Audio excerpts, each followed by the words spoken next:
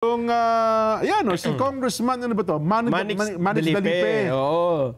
Kinasuhan ho niya ng kasong cyber libel ang The Manila Times. Ito yung binabanggit na Oplan, Oplan Horus. Oo. Nasangkot pala ang pangalan ni ano dyan, ni Congressman Manix Dalipe. Ay, ano bang balita natin? Anong sinasabi? Bakit sinampahan nila ng kaso, cyber libel, ito Manila Times? Kaugnay kasi ito nung isang nilathala nila na artikulo, April 23. Kailan lang din, ha? Bago lang, Oo, tungkol daw sa isang leaked document na may pamagat na Mid-Election Final Campaign Sprint Action Plan o yung nga Oplan Horus. Ayun. Ito daw ay may lagdan ni Dalipe. May logo ng alyansa para sa bagong Pilipinas at sinasabing tinilakay sa pulong ng Lakas CMD noong April 22. Nako. Nung sila nagpulang sa Malacanang. Sinasabi sa dokumento na ginagamit daw ng kampo ni Marcos, ng Pangulo, ang kaalyado nito ang House inquiries and legal cases mula sa drug war ng dating Pangulong Duterte hanggang sa confidential funds ni BP Inday Sara para pahinain ang kanilang team at palakasin ang alyansa ng Administrasyong Marcos. Sabi pa sa dokumento, pabibilisin ang paglilite sa impeachment ni BP Inday at ipipris ang kanilang asset. At tumutulong din sa ICC para sa pag-aresto kina Senador Bongo at Ronald Bato de la Rosa. Ayun. Ang sabi ni Dalipe sa kanyang ipinail na kaso, malicious ito. Malicious and false. Kasi hindi naman po binerify. Malisyoso at mali. Hindi daw verified yung document bago inilithala.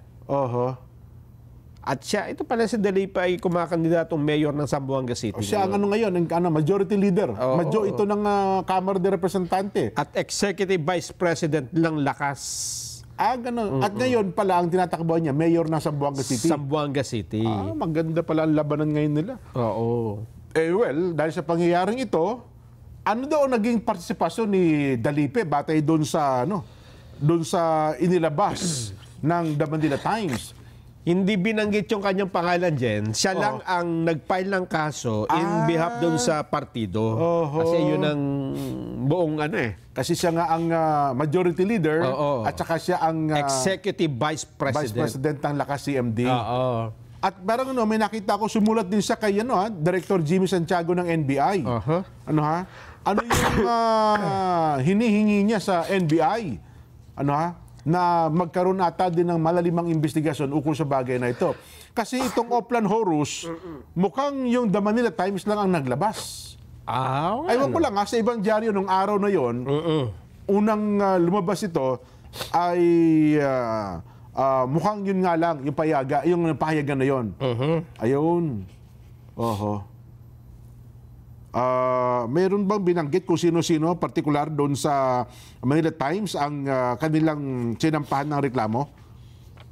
Dito sa hawak ko, wala. Pero most likely ay publisher niya. Yung editor-in-chief siguro. Editor, lahat na ng official yan. Kasi nakakasuhan na rin ako niyan dyan. Ganun ba? Yung himpilan natin, nakasuhan na natin. Bilang station manager. Kasali ka pero wala naman. Well, abangan natin ho yan. So, ito pala ang naging mainit na issue. Pero at least nakahinga-hinga ako maluwag. Akala ko nabanggit din na naman tayo. Hindi naman tayo kasama.